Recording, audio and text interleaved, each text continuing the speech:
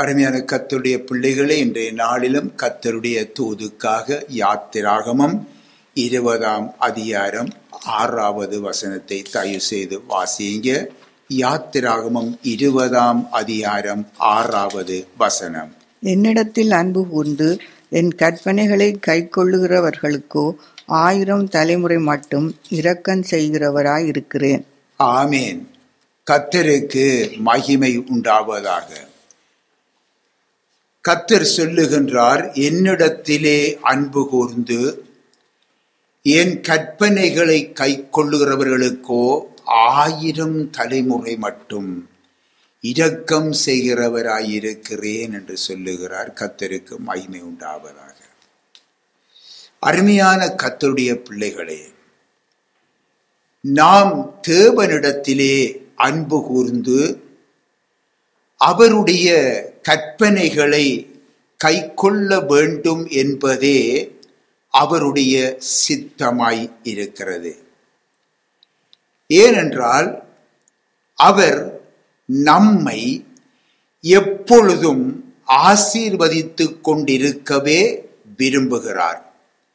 இதுவே ஆசீர்வாதத்தின் இரகசியம். எனக்கு அருமையானவர்களே, அவர் எப்பொழுதும் நம்மை ஆசீர்வதித்துக் கொண்டிருக்க வேண்டுமென்றால் அவரிடத்திலே அன்பு கூர்ந்து அவருடைய கற்பனைகளை கை கொண்டு வர வேண்டும் என்று எதிர்பார்க்கிறார். ஆதி முதலாய் இதுதான் அவருடைய சித்தம்.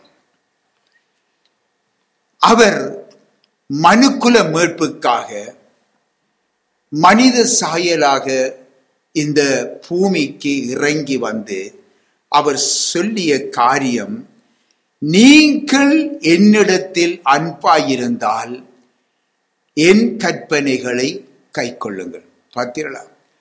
பின் ஆதி முதலாய் தேவனும் தம்முடைய ஜனங்களை குறித்த சித்தம் இதுவாகத்தான் இருக்கிறது. ஆகவேதான் இந்த பூமிக்கு அவர் இறங்கி வந்து கூட இந்த வார்த்தையைத்தான் அவர் சொல்லுகிறதை நாங்கள் பார்க்கின்றோம். எனக்கு அருமையான கர்த்தருடைய பிள்ளைகளே, ஒரு முக்கிய குறிப்பை, ஒரு சத்தியத்தை இந்த இடத்திலே சொல்லி தொடர விரும்புகிறேன். ஏனென்றால் அது உங்களுடைய ஆவிக்குரிய வளர்ச்சிக்கு மிகவும் உதவியாக இருக்கும். முதல் முறையாக யாத்திராகமம் 6ஆம் அதிகாரத்திலே 2வது வசனத்திலே தேவனாகிய கர்த்தர் தம்மை எப்படி வெளிப்படுத்துகிறார்? யெகோவா என்று சொல்லி வெளிப்படுத்துகின்றார். ஆபிரகாம், ஈசாக்கு, யாக்கோபுக்கு இந்த நாமத்தை அவர் வெளிப்படுத்தவில்லை. பின் யாருக்கு வெளிப்படுத்தினார்? மோசேக்கு வெளிப்படுத்தினார். பின்ன மனுக்குல மீட்பராக, தேவகுமாரனாக, மனித சாயலாய் பூமிக்கு இறங்கி வந்த கர்த்தர் இயேசு யோவான் சுவிசேஷம் 8ஆம் அதிகாரத்திலே 24வது 25வது வசனத்திலே அவர் சொல்லுகிறார், நானே அவர் என்று. அதாவது நானே யெகோவா என்று நீங்கள் விசுவாசியாவிட்டால் உங்கள் பாவங்களிலே சாவீர்கள். பின் ஆகவே இந்த யெகோவா தேவன் தான் இந்த பூமிக்கு இயேசு என்ற நாமத்தோடு இறங்கி வந்து சொல்லுகிறார், நானே அவர் என்று நீங்கள் விசுவசிக்க வேண்டும். பின்ன அப்பொழுது தான் நீங்கள் இயேசுவை விசுவசித்தால்தான் நீங்கள் உங்களுடைய பாவங்களிலே நீங்கள் இருந்து விடுதலை பெற முடியும். அல்லது போனால் நீங்கள் உங்கள் பாவங்களிலே செத்து மடிவீர்கள் என்று சொல்லி ஆண்டவர் சொல்லுகிறார். பின்ன சொல்லுகிறார் பாருங்க, நான் ஆதி முதலாய் உங்களுக்கு சொல்லி இருக்கிறவர் தான் என்றும் அங்கே சுட்டி காட்டுவதை நாங்கள் அந்த வேத பகுதியின் மூலமாக அறிந்து கொள்ளலாம். ஆகவே இதை ஏன் சொல்லுகிறேன் என்றால், ஆண்டவர் இயேசுதான் கடவுள், அவர்தான் யெகோவா, அவர்தான் தேவன், அவர்தான் இரட்சகர் என்பதை நாம் அறிய வேண்டும். இந்த பூமியிலே வாழுகிற நமக்கு கொடுக்கப்பட்டிருக்கின்ற நாமம் இயேசு, இயேசு கிறிஸ்து. ஆகவே யெகோவா அப்பா, இயேசு மகன், அவர் ஒரு மனிதன், பரிசுத்த ஆவி ஒரு சக்தி, அது ஒரு பவர் என்று பிதற்றிக் கொண்டு திரிகிற இன்றைக்கு யெகோவா சாட்சிகளின் கூட்டத்தை நீங்க காண்றீங்க. இவர்களை குறித்து கர்த்தருடைய பிள்ளைகள் மிக எச்சரிக்கையாக இருக்க வேண்டும். எனக்கு அருமையான கர்த்தருடைய பிள்ளைகளே, அவர்களோ தங்களுடைய பாவங்களிலே செத்து நித்திய நரக ஆக்கினையை அடைவார்கள் என்பதை ஆண்டவர் இயேசு சொல்லி இருக்கிறார். நாங்கள் சொல்லவில்லை, ஆண்டவர் இயேசுவே சொல்லி இருக்கிறார். ஆகவே நாம் எச்சரிக்கையாக நாம் இருந்து சத்தியத்துக்கு சாட்சியாய் வாழுவோம். சரி, இப்பொழுது நாங்கள் தொடருவோம். பின்ன தேவன் நம்மிடத்திலே அன்பு கூற இன்றைக்கு நம்மிடத்திலே எந்த ஒரு நிபந்தனையும் அவர் வைக்கவில்லையே. யோசித்து பாருங்கள். பின்ன நிபந்தனையற்ற அன்பினாலே, அதாவது அகாபே அன்பினாலே அவர் நம்மை சூழ்ந்திருக்கிறார். எனக்கு அருமையான கர்த்தருடைய பிள்ளைகளே, பிதாவாகிய தேவன் மனுஷன் தனக்கு முன்பாக இன்றைக்கு அன்பில் பரிசுத்தமாய் இருக்க வேண்டும், பரிசுத்தம் உள்ளவனும் குற்றமற்றவனுமாய் இருக்க வேண்டும் என்பதற்காக இன்றைக்கு அவனை குமாரனாகிய கிறிஸ்துவுக்குள் உலக தோற்றத்துக்கு முன்பே அவர் தெரிந்து கொண்டார்.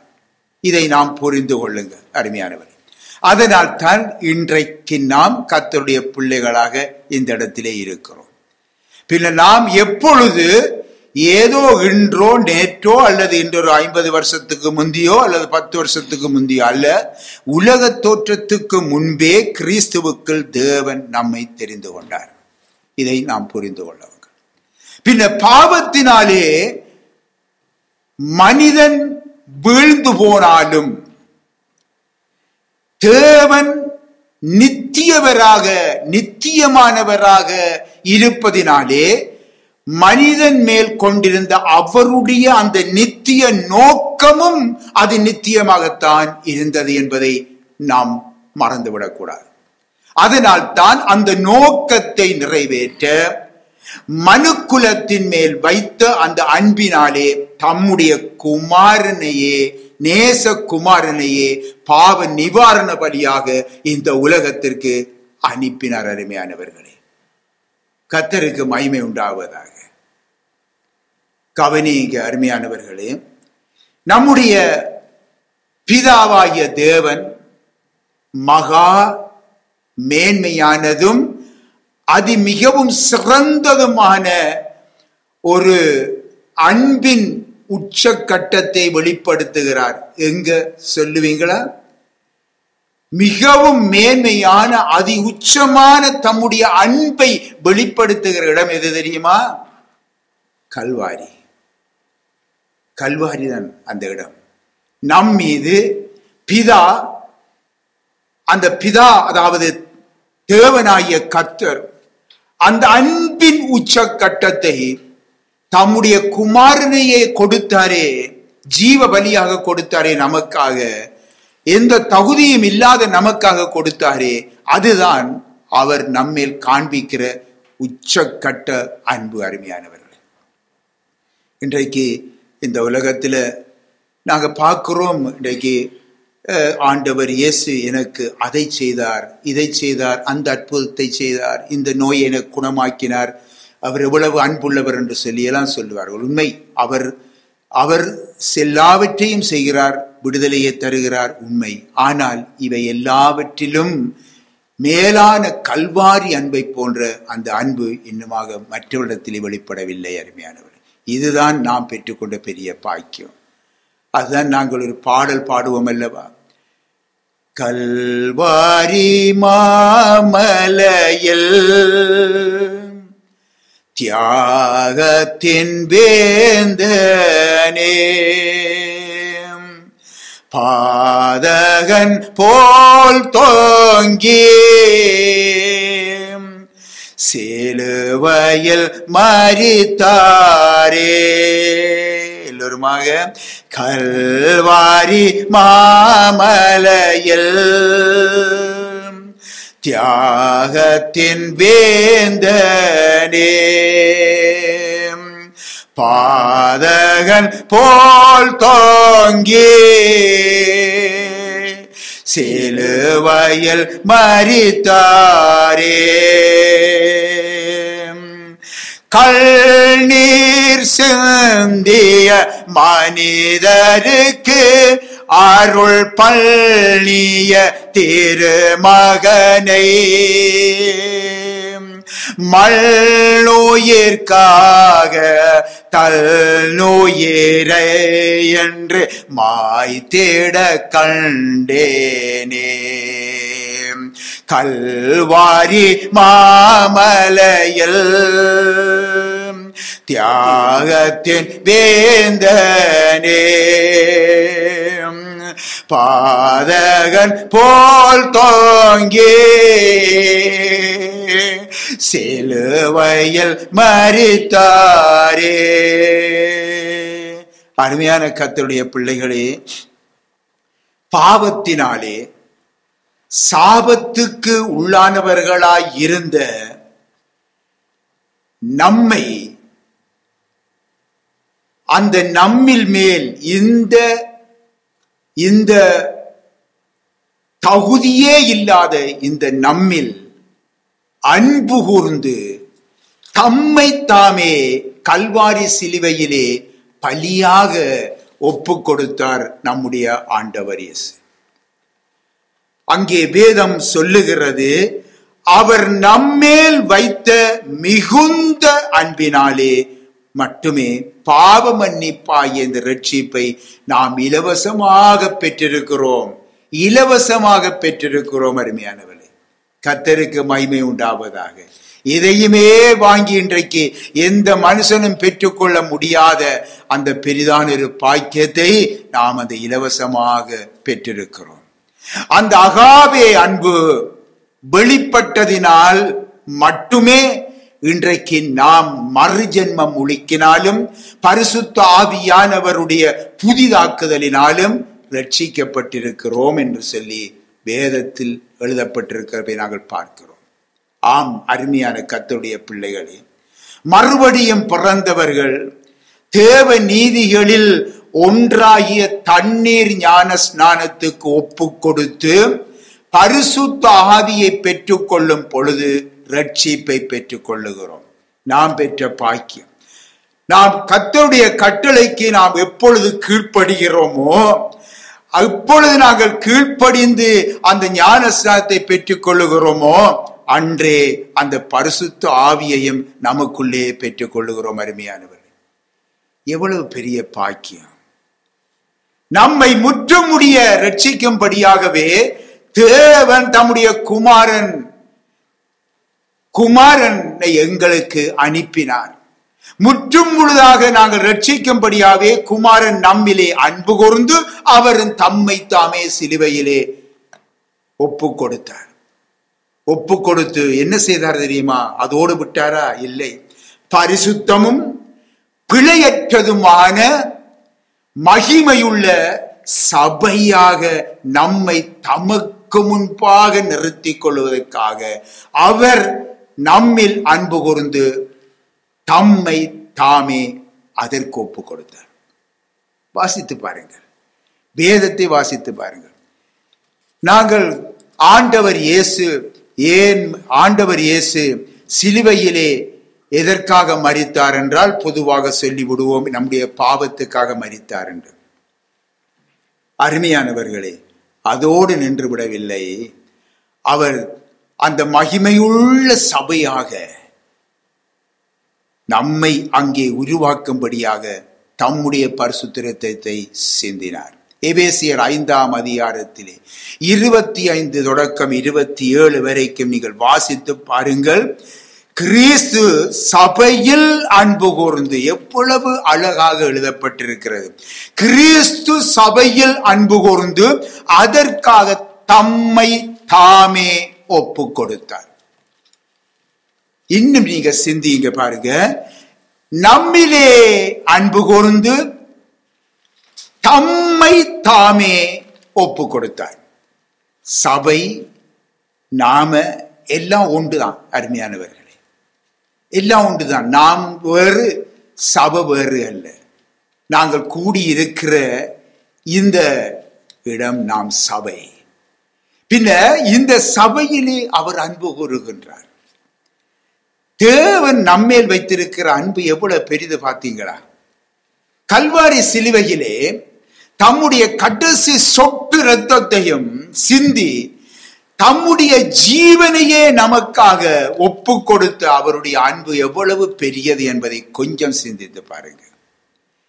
இந்த அன்பை உண்மையாகவே புரிந்து கொண்டார் அருமையானவர்களே, அவருக்கு ஊழியம் செய்ய, உன்னை ஒப்பு கொடுக்க நாம் ஒருபொழுதும் தயங்கவே மாட்டோம். இன்றைக்கு பாருங்க, நாங்க வேதத்திலே பார்க்கிறோம், எத்தனை காரியங்களை பார்க்கிறோம். மற்றவிடத்திலே கேட்டுவிட்டு வந்து உம்மை பின்பற்றுகிறேன் ஆண்டவரே. அப்படியாக பாருங்கள், நாங்கள் மற்ற இடத்திலே கேட்டு வந்து நாங்கள் கீழ்ப்படுகிறோம். ஊழியம் செய்யலாமா, செய்யக்கூடாதா, கத்திருக்கென்று நாங்கள் அங்கே போய் கேட்டு வருவோமே. தாமதமாகி கீழ்ப்படிவோமா, யோசித்து பார்த்து கீழ்ப்படிவோமா? அவையெல்லாம் கீழ்ப்படிதல் அல்ல என்று சொல்லி வேதம் தெளிவாக வெளிப்படுத்துகிறது. கீழ்ப்படிதல் அருமையானவர்களே, யார் ஒரு மனுஷனுக்கும் அல்ல, நமக்கும் தேவனுக்கும் இடையே இருக்கின்ற ஒரு உறவு. அதான் அருமையான பாடல் மூலமாக கூட நாங்கள் அறிந்து கொள்ளலாம் அல்லவா? என்னை தந்தேன் இந்த நேரம், ஏற்றுக்கொள்ளும் இயேசுநாதா. என்னை தந்தேன் இந்த நேரம், ஏற்றுக்கொள்ளும் இயேசுநாதா. உந்தன் தொண்டனாக என்னை உண்மையாய் தந்தேன் ஐயா. உந்தன் தொண்டனாக என்னை உண்மையாய் தந்தேன் ஐயா. இதுதான் மீட்பு, இதுதான் விடுதலை, இதுதான் சிலுவையில் அன்பு, இதுதான் சிலுவையில் அன்பு, இதுதான் சிலுவையில் அன்பு. ஆம் அருமையான கர்த்தருடைய பிள்ளைகளே, பாருங்கள், ஆண்டவர் இயேசு தம்முடைய சீசர்களாக அழைக்கும் பொழுது பேதுருவை, யோவானை என்று சொல்லி என்னை பின்பற்றி வா என்று அழைக்கும் பொழுது, பொறும் ஆண்டவரே, அப்பா இருக்கிற, நான் கேட்டுட்டு வாரேன் என்று சொல்லி சொன்னாரா? இல்லையே. அல்லது நான் வீட்டில் போய் கேட்டுட்டு வாரேன் என்று சொன்னாங்களா? இல்லையே. எதையுமே அவங்க யோசிக்க இல்லை. அல்லது சில நேரங்களில் இப்படி சொல்லியிருப்பாங்களான்னு கூட யோசிக்கிறேன். தெரியுமா, இப்படி சொன்னாங்களான்னு கேட்டு பாருங்க. ஆண்டவரே, நீ யாருண்டு எங்களுக்கும் தெரியாது, உம்மை பார்க்கவே பரதேசி மாதிரி தெரியுது, உம்மை பின்பற்றி வந்தா நம்முடைய குடும்பத்துக்கு யார் சாப்பாடு ஓடுவான்? நான் இதுல இருந்து மீன் பிடிச்சாதான் 2 மீன் கொண்டு வித்து போட்டு வந்து நாங்க இது பண்ண முடியும், ஜீவியத்தை கொண்டு போக முடியும். உம்மை பார்க்கவே ஆர்வம் மாதிரி இருக்குது, ஏதோ வேலை வெட்டி இல்லாமல் இதுல போடுற மாதிரி இருக்கு, உம்மை பின்பற்றி நான் என்னண்டு வர்றது என்று சொல்லி நாங்கண்டா கேட்டிருப்போம் தான் நினைக்கிறேன். ஆனா அவங்க அப்படி கேட்க இல்லை. வேதத்துல பார்க்குறோம், அப்படி அவர் கூப்பிட்ட உடனே பட்டண்டு போனாங்க. பின்னால ஆயத்துறையில் உட்கார்ந்து இருக்கிற நோக்கி என்ன பின்பற்றுவான, இந்த வேலையில என்ன மாதிரியான ஒரு வேலையில இருந்தா என்னை பின்பற்றி வா என்றுட்டு அவர் போனதான் அவன் பின்னாலேயே போயிட்டான். அழைப்பு. லூக்கா சுவிசேஷம் 9ஆம் அதிகாரத்திலே 59வது வசனத்தை நீங்கள் வாசித்து பாருங்கள். ஒருவனை நோக்கி ஒரு தேவ அழைப்பு வருகிறது. ஒருவனை நோக்கி தேவ அழைப்பு வருகிறது. அவனோ நன்றாக கவனியுங்கள். ஆண்டவரே முன்பு சொல்லுங்க, நீங்க மிச்சம் சொல்லுங்க, உங்களுக்கு பாடமா தெரியும். முன்பு சொல்லுங்க, நான் போய் சொல்லுங்க, நான் போய் என் தகப்பனை அடக்கம் பண்ண எனக்கு உத்தரவு கொடுக்க வேண்டும் என்றான் என்று பார்க்கிறோம். பின்ன ஆண்டவர் இயேசு சொன்னாரா, சரி நீ கேட்கிற நியாயமான கேள்வி, நீ போயிட்டு அடக்கம் பண்ணி போட்டுவான்ட்டு சொன்னாரா? யோசிச்சு பாருங்க. இல்லவே இல்லை அருமையானவர்களே, இல்லவே இல்லை. இப்பொழுது இப்படியொரு பதில் இல்லை என்று சொல்லி உங்கள்கிட்ட வந்தா நீங்க என்ன சொல்லுவீங்க? இந்த மனுஷன் இப்ப மனுஷத்தன்மை இல்லாமல் பேசுறான் என்று சொல்லுவான் தான். இதுதான் நமக்கும் தேவனுக்கும் இருக்கிற வித்தியாசம். ஆனால் இந்த உலகத்தில பார்க்கைக்குள்ள இது ஒரு மனித தன்மை அற்ற, சமூகத்தால் ஏற்றுக்கொள்ளப்படாததாகத்தான் காணப்படுகிறது அருமையானவர்களே. அது உண்மை, இல்லை என்றல்ல. ஆனால் தேவனுடைய வழி வேறு. இதுதான் முக்கியமானது. கவனமாக கேளுங்க, ஆழமாய் நீங்க சிந்தியுங்க. தேவ அழைப்பு என்பது சூழ்நிலைகளை பார்த்து வருவது இல்லை, சூழ்நிலைகளை பார்த்து வருவதில்லை. இவனுடைய தகப்பன் மரித்த பொழுது அதாவது மரித்த பொழுது அந்த நேரம் பார்த்துத்தான் தேவ அழைப்பும் வருகிறது.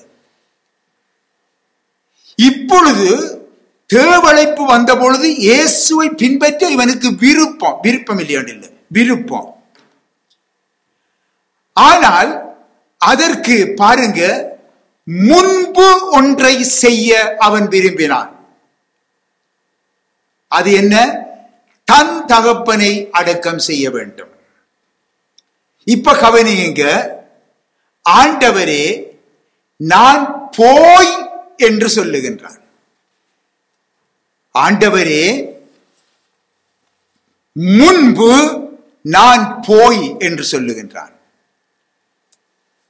அதாவது இன்னும் இலகுவான வழியில சொல்றதாயிருந்தால், ஆண்டவரே நீர் கொஞ்சம் பொறும், நானே முதலாவது. சிந்தித்து பாருங்க வடிவா, இந்த வார்த்தையை சிந்தித்து பாருங்க. ஆண்டவரே கொஞ்சம் பொறும், நான் முதலாவது. அதாவது உம்முடைய அன்புக்கு முன்பு எனக்கு ஒரு அன்பு இருக்கிறது. சிந்தித்து பாருங்க, இதான் அவனுடைய வார்த்தை.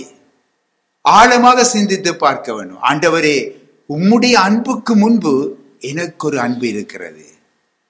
இப்போ உங்களுக்கு விளங்கும் என்று நினைக்கிறேன், வள்ளி இலகுவாக உங்களுக்கு விளங்கப்படுத்துகிறேன். பின்ன இவன் இயேசுவை ஆண்டவரே என்று ஏற்றுக்கொள்ளுகிறான். நாங்கள் வாசித்து பாருங்க, அதுல ஆண்டவரே என்று சொல்லி ஏற்றுக்கொள்ளுகிறான். ஆனால் ஆண்டவரே என்று சொல்லும் முன்பு நான் என்ற சொல்லு, இரண்டுக்கும் ஒரு முரண்பாடு காணப்படுகிறது. இரண்டில் ஒன்றை நாம் தெரிந்து கொள்ள வேண்டும். இந்த அழைப்பு அருமையான, இந்த அழைப்பை நீங்க தெளிவாக புரிந்து கொள்ளுங்க. உங்களுக்கு ஒரு பெரிதான ஒரு இதை ஒவ்வொரு மனிதனும் ஏற்றுக்கொள்வது கஷ்டமாக இருக்கும். ஆனால் தேவனுடைய வழி அதுதான், வேற வழி இல்லை. அதுதான் சத்தியம். இரண்டில் ஒன்றை நாம் தெரிந்து கொள்ள வேண்டும். பிரியமான தேவனுடைய பிள்ளைகளே, அந்த மனிதனுடைய தகப்பன் இறந்து போயிருக்கலாம். அதற்காக அடக்கம் பண்ணும் வரை அவன் அங்கேயே இருக்க வேண்டும் என்று சொல்லி ஒரு பிளான்கள் போட்டிருக்கலாம். பிளான்கள் இருக்கலாம், இதெல்லாம் இந்த உலகத்தில் சகஜமானது. பிளான் போட்டிருக்கலாம். அப்படிப்பட்ட எந்த சூழ்நிலையிலும் அவனுடைய நிலை ஒரு மரியாதைக்குரியதுதான். ஓம், தகப்பன் இறந்து விட்டார், அவருடைய தகப்பனுக்காக அவன் இருக்கும் வரைக்கும், அவரை அரைக்கும் வரைக்கும் தான் இந்த வீட்டிலே நான் இருக்க வேண்டும் என்று சொல்லி எல்லாம் பிளான் பண்ணி, இதெல்லாம் ஒரு மரியாதைக்குரியதாக இருக்கிறது, அதை மறுக்க முடியாது.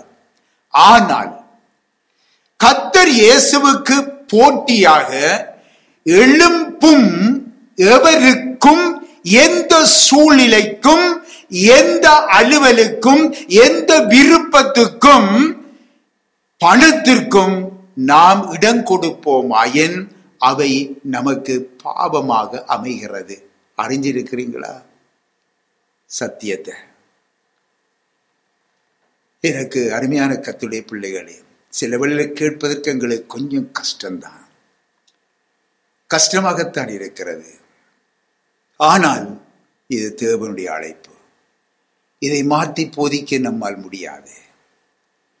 பாருங்க, இப்படிப்பட்ட ஒரு மனிதன் தான் வேதத்திலே பார்க்கிறோம். ஏசாவை குறித்து நீங்கள் அறிந்திருப்பீங்க. இவனை வேதம் எப்படி அழைக்கிறது?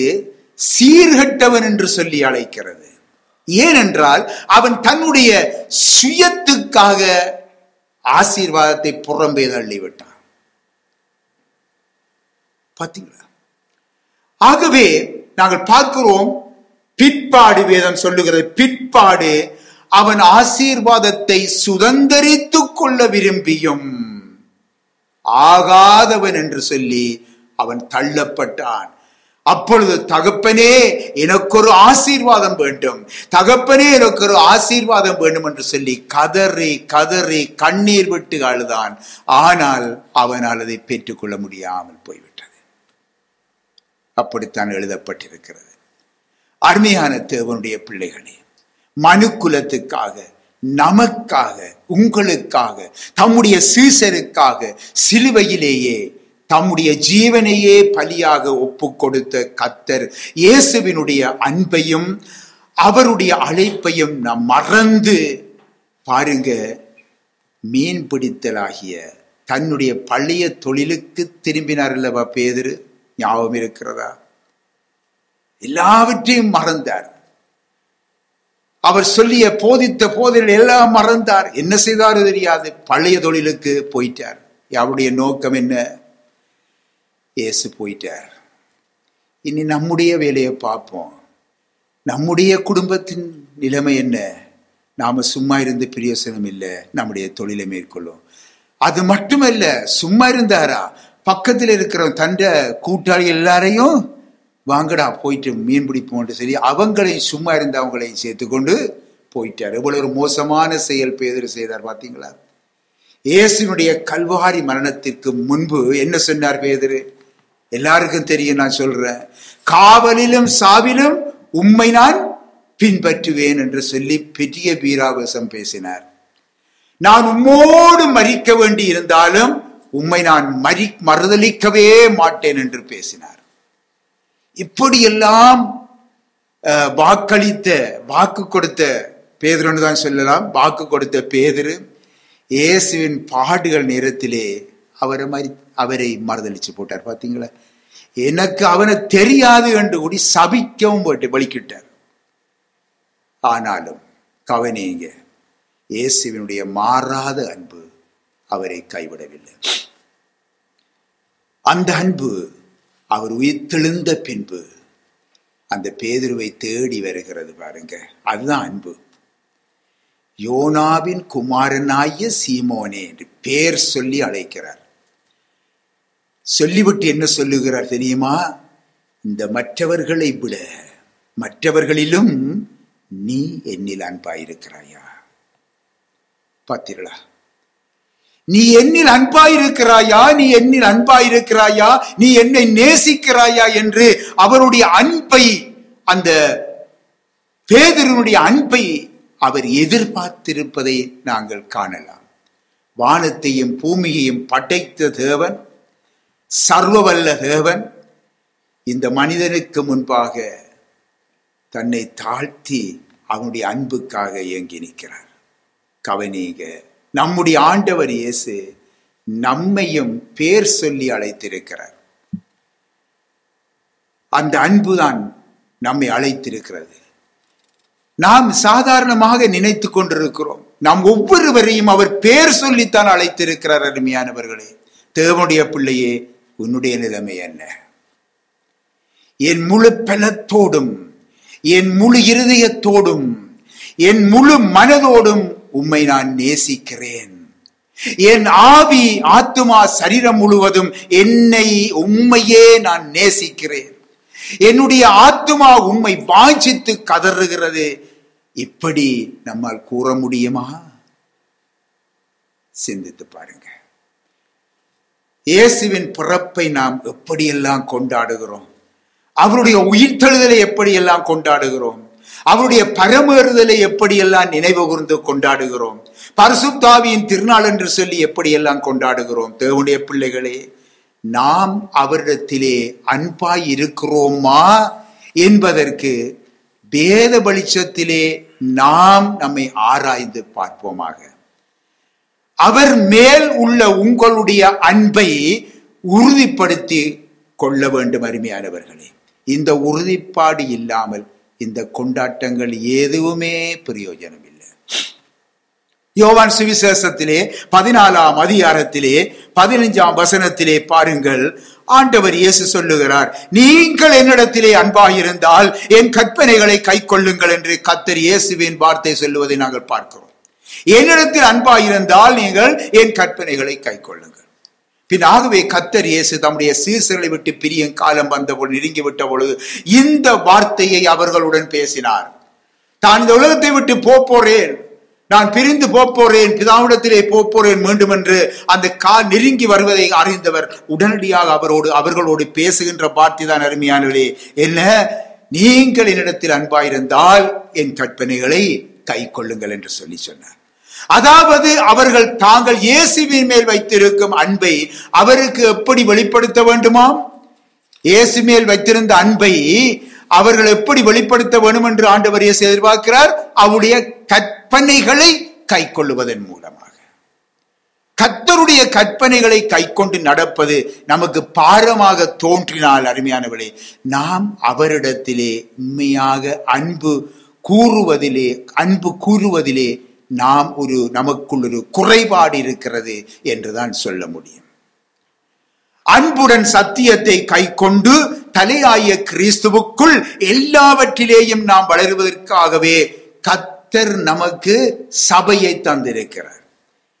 இந்த 4 சுவர்களை கொண்ட கட்டிடம் அல்ல சபை என்ற உடனே, இந்த 4 சுவர் கொண்ட கட்டிடம் அல்ல. எபேசியர் 2ஆம் அதிகாரம் 24 வருஷத்தை வாசிங்க.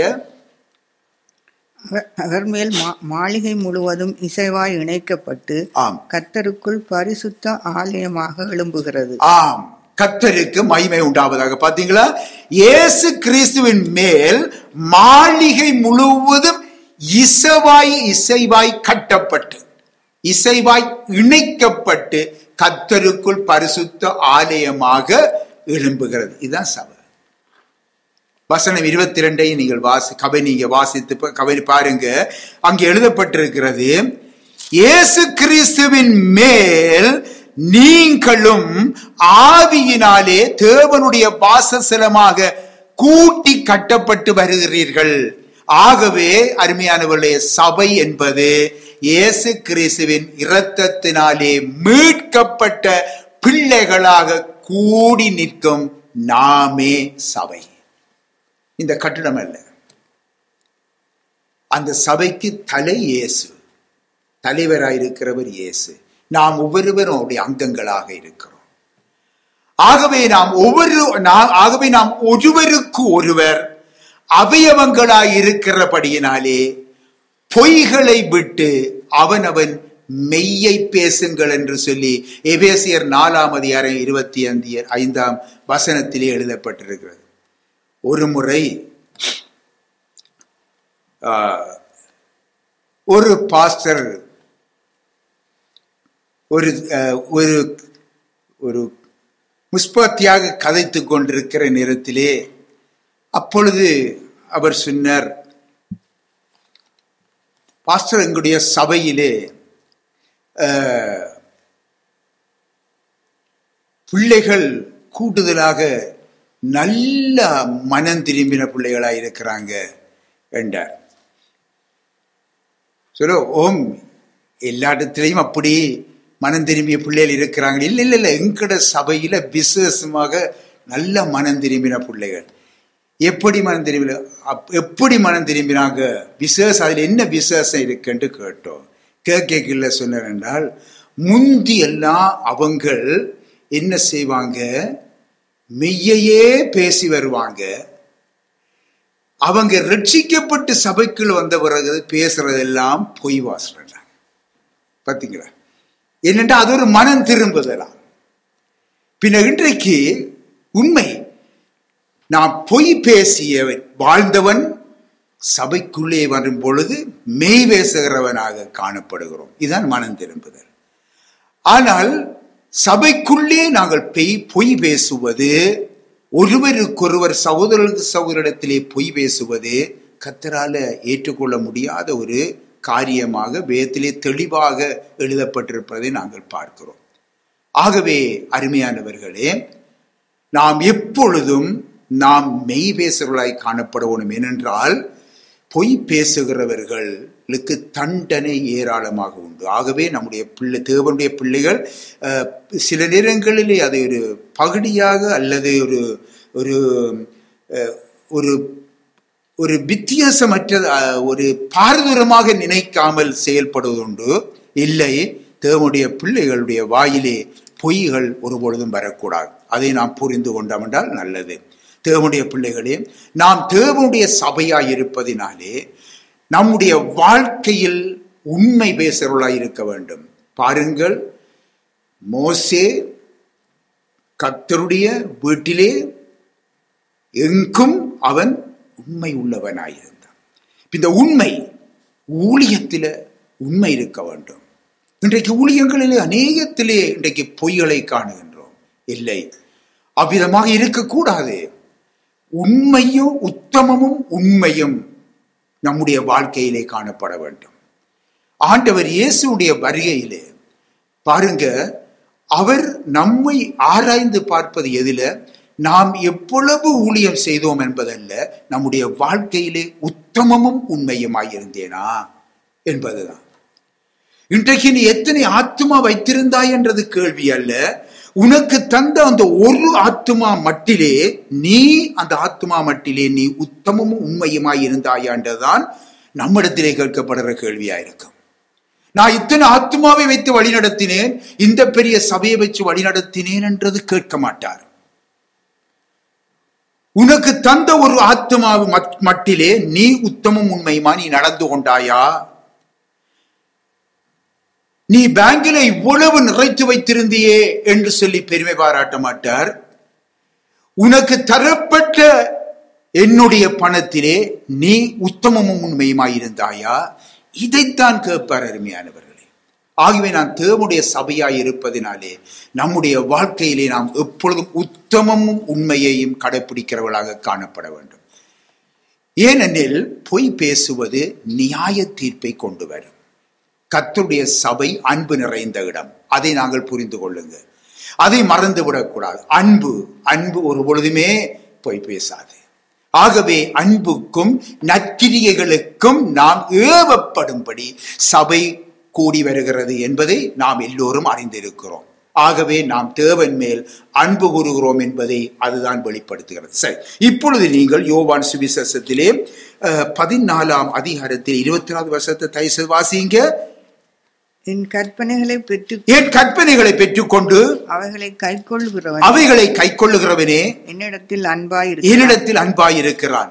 என்னிடத்தில் அன்பாயிருக்கிறவன் என் பிதாவுக்கு அன்பாயிருப்பான். நானும் அவனில் அன்பாயிருந்து அவனுக்கு என்னை வெளிப்படுத்துவேன். கர்த்தருக்கு மகிமை உண்டாவதாக. பின் ஆகவே அவன் என்னிடத்திலே அன்பாயிருக்கிறான், சபையிலே அன்பாயிருக்கிறான். என்னிடத்தில் அன்பாயிருக்கிறவன் என் பிதாவினிடத்திலும் அன்பாய் இருக்கிறான். ஆகவே அவன், அதாவது தன் சொந்த வீடாகிய இந்த பரலோகத்திலும் அவன் அன்பு கூறுவான் என்பதுதான் அதனுடைய அர்த்தம். பின் ஆகவே அப்படிப்பட்டவனுக்கு நானும் அவனிலே அன்பாயிருந்து தம்மை தாமே அவனுக்கு வெளிப்படுத்துவதாக ஆண்டவர் இயேசு அங்கே கூறுகின்றார். தேவனுடைய பிள்ளைகளே, இயேசுவே நான் உம்மை நேசிக்கிறேன் என்று வார்த்தையால் சொல்லுவது போல, அருமையானவர்களே, அது சொல்லுவது போல மற்றவர்களுக்கும் சொல்லுகிறோம் அல்லவா? இயேசுவே நான் உம்மை நேசிக்கிறேன் என்று வார்த்தையால் சொல்லுவது போல நாம் என்ன செய்கிறோம்? மற்றவர்களுக்கும் சொல்லுகிறோம். கர்த்தராகிய இயேசு கிறிஸ்துவை நேசிப்பது வேறு, வேறு நபர்களையோ பொருளையோ நேசிப்பது வேறு. பின் ஆகவே எந்த நேசமானது கர்த்தர் இயேசுவிலே முதலாவதாக இருக்க வேண்டும். கர்த்தர் இயேசு நம்மேல் வைத்திருக்கும் அன்பு தூய அன்பு. அப்படியே அருமையானவர்களே, நாமும் இயேசுவின் மேல் வைத்திருக்கும் அன்பு எப்படிப்பட்டதா இருக்க வேண்டும்?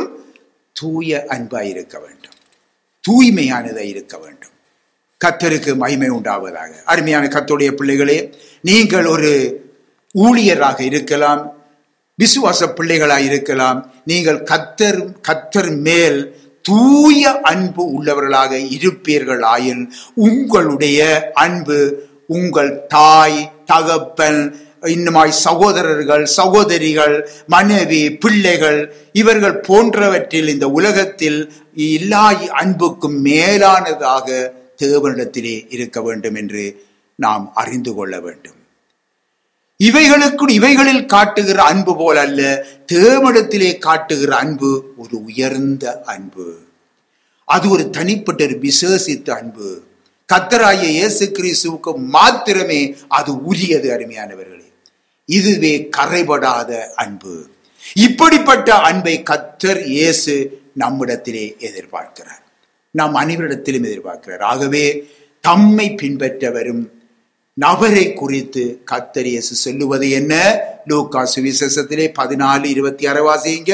யாதொருவன் என்னிடத்தில் வந்து தன் தகப்பனையும் தாயையும் மனைவியையும் பிள்ளைகளையும் சகோதரரையும் சகோதரிகளையும் தன் ஜீவனையும் வெறுக்காவிட்டால் எனக்கு சீசனாய் இருக்க மாட்டான். கவனிக்க தேவனுடைய பிள்ளைகளே, நம்முடைய ஆண்டவர் இயேசு சிலுவையில் மகா பாடுகள் அனுபவித்து கொண்டிருக்கும் வேளையிலும் தம்முடைய தாயாய மரியாளை பாருங்கள், அம்மா என்று அழைக்காமல் ஸ்திரியே என்று சொல்லி அழைக்கின்றார். தம்முடைய பிதாவுக்கு அடுத்தவைகளிலே இருக்கின்ற தன்னுடைய மகன் இயேசுவிடத்திலே கானாவூர் கல்யாணத்திலே, அதாவது கானாவூர் கல்யாணத்திலே தன்னுடைய உறவை கொண்டு வந்து அந்த தாய் மரியாளை பார்த்து, ஸ்திரியே எனக்கும் உனக்கும் என்ன என்று சொல்லி அங்கே கேட்பதை நாங்கள் பார்க்கிறோம்.